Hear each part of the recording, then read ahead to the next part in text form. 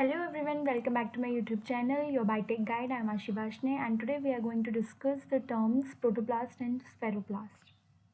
Protoplasts are plant or microbial cells that are formed by removing the cell wall completely. मतलब cell minus cell wall. Cell में से अगर हम bacterial cell हो चाहे वो या फिर प्लांट सेल हो, क्योंकि दोनों में ही सेल वॉल प्रेजेंट होती है, तो अगर हम बैक्टीरियल या प्लांट सेल में से सेल वॉल को रिमूव कर देंगे तो जो हमारे पास रिमेनिंग कंटेंट बचेगा वो होगा हमारा प्रोटोप्लास्ट. तो रिमेनिंग कंटेंट क्या होता है?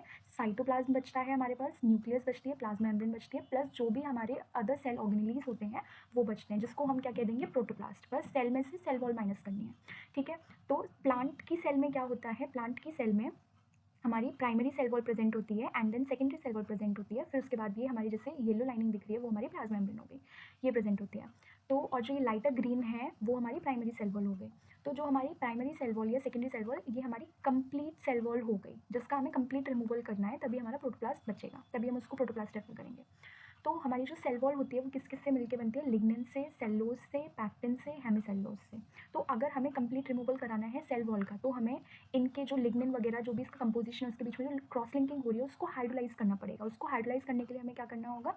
एंजाइम्स का यूज़ करना होगा. तो कौन से एंजाइम्स हम यूज़ कर सकते हैं? सेलुलेज या पैक्टिनेज, हेमिसेल्लेज, ये एंजाइम्स को हम यूज़ करके इस क्रॉस लिंकिंग को ब्रेक कर सकते हैं for the complete removal of a cell wall and to produce the protoplast from a cell. तो इसी चीज़ को अगर हम 3D मॉडल में देखना चाहें तो देख सकते हैं. ये हमारी इनरमोस्ट लेयर जो है ये हमारी प्लाज्मा मेम्ब्रेन हो गई, और जो ये प्राइमरी ये जो लेयर है ये हमारी प्राइमरी सेल वॉल हो गई. ठीक है. और ये हमारे सेकेंडरी सेल वॉल कहलाएगी. तो मूविंग अहेड, अब आते हैं नेक्स्ट टर्म पे, स्फेरोप्लास्ट पे. उससे पहले बैक्टीरिया के सेल वॉल के बारे में समझने की कोशिश करते हैं, और बैक्टीरिया का प्रोटोप्लास्ट हम किसको कहेंगे उसके बारे में समझने की कोशिश करते हैं. तो हमारे दो टाइप के बैक्टीरियाज होते हैं, ग्राम पॉजिटिव और ग्राम नेगेटिव. दोनों की सेल वॉल का कंपोजिशन डिफर करता है. तो सबसे पहले ग्राम पॉजिटिव का सेल वॉल कंपोजिशन समझने की कोशिश करते हैं. ग्राम पॉजिटिव बैक्टीरिया की सेल वॉल में multiple layers of peptidoglycan present होते हैं, मतलब इसमें हमारे टिकॉइक एसिड भी प्रेजेंट होता है. ठीक है. तो अगर हमें प्रोटोप्लास्ट चाहिए ग्राम पॉजिटिव सेल बैक्टीरिया से, तो हमें क्या करना होगा? ये जो हमारी लेयर्स हैं पेप्टाइडोग्लाइकन की, इनको हाइड्रोलाइज कराना होगा, इनको रिमूव कराना होगा. और कौन सा एंजाइम पेप्टाइडोग्लाइकन की लेयर को हाइड्रोलाइज करता है? वो है हमारा लाइसोजाइम. ठीक है. So by using the lysozyme enzyme हम इस लेयर को रिमूव आउट कर सकते हैं. तो ये इसी तरीके से यहाँ पे अब देखते हैं.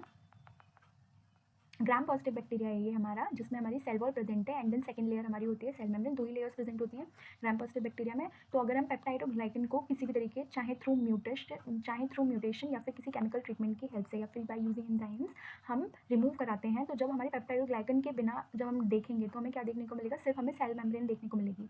इसके अलावा जो आउटर लेयर थी जिसको हम पेप्टाइडोग्लाइकन से मिलकर बनी होती है वो प्रेजेंट नहीं है. तो इसको हम कहेंगे प्रोटोप्लास्ट. बट जब हम ग्राम नेगेटिव बैक्टीरिया के बारे में बात करते हैं तो ग्राम नेगेटिव की बैक्टीरिया का सेल वॉल कंपोजिशन कैसा होता है? ग्राम नेगेटिव की सेल वॉल में क्या क्या प्रेजेंट होता है? हमारी फर्स्ट लेयर होती है आउटर मेम्ब्रेन, जो कि लिपोपॉलीसेकेराइड से बनी होती है, जिसमें बीच में लिपोप्रोटीन्स प्रेजेंट होते हैं. ओके. फिर उसके बाद में मिडिल रीजन में हमारी प्रेजेंट होती है पेप्टाइडोग्लाइकन लेयर, जो कि सिंगल लेयर प्रेजेंट होती है. जैसे कि ग्राम पॉजिटिव में हमने देखा था multiple layers of peptidoglycan present है, बट यहाँ पे सिर्फ एक सिंगल लेयर ही प्रेजेंट है.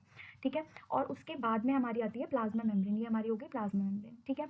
तो ये हमारी कंप्लीट सेल वॉल कहलाएगी, जो हमारी लिपोपॉलीसेकेराइड से मिलकर बनी हुई है और पेप्टाइडोग्लाइकन से जो मिलकर बनी हुई है. ये हमारी कंप्लीट सेल वॉल हो गई. इतना. तो जब हम स्फेरोप्लास्ट की बात करते हैं तो ग्राम नेगेटिव बैक्टीरिया की बात करते हैं, क्योंकि जब हम पेप्टाइड सिर्फ इसमें हम क्या कर रहे हैं? पेप्टाइडोग्लाइकन वाली लेयर को रिमूव आउट कर रहे हैं, मतलब इनकम्प्लीट है सेल वॉल का रिमूवल, कंप्लीटली रिमूव नहीं हो रही है, क्योंकि यहाँ पे तो आउटर मेम्ब्रेन इंटेक्ट रहेगी. ठीक है. तो जब ये हमारा ग्राम नेगेटिव बैक्टीरिया है, आउटर मेम्ब्रेन हो गई, ये पेप्टाइडोग्लाइकन वाली लेयर होगी एंड देन सेल मेम्ब्रेन होगी. तो जब हम पेप्टाइडोग्लाइकन को हाइड्रोलाइज कराएंगे तो सिर्फ पेप्टाइडोग्लाइकन वाली मतलब मिड रीजन में जो लेयर है सिर्फ वही हाइड्रोलाइज होगी. तो रह क्या जाएगा? हमारा आउटर मेम्ब्रेन रह गई यहाँ पे हमारी, और क्या रह गई? सेल मेम्ब्रेन रहेगी. बीच में जो हमारी पेप्टाइडोग्लाइकन लेयर थी वो रिमूव आउट हो गई. ठीक है. तो अब क्योंकि आउटर मेम्ब्रेन यहाँ पे कंप्लीट सेल वॉल का रिमूवल नहीं हो रहा है, मतलब आउटर मेम्ब्रेन अभी भी इंटेक्ट है, इसीलिए हम इसको क्या कहते हैं? स्फेरोप्लास्ट कहते हैं. ठीक है. तो स्फेरोप्लास्ट और प्रोटोप्लास्ट में यही मेन डिफरेंस है कि स्फेरोप्लास्ट आर द प्लांट और microbial cells that are formed by removing the cell wall partially, मतलब कंप्लीट रिमूवल नहीं हो रहा है. ठीक है. और स्फेरोप्लास्ट में हमने क्या देखा? It have two membranes as inner and outer membranes. एक सेल मेम्ब्रेन जिसको हम इनर मेम्ब्रेन कह देंगे और एक आउटर मेम्ब्रेन रहेगी.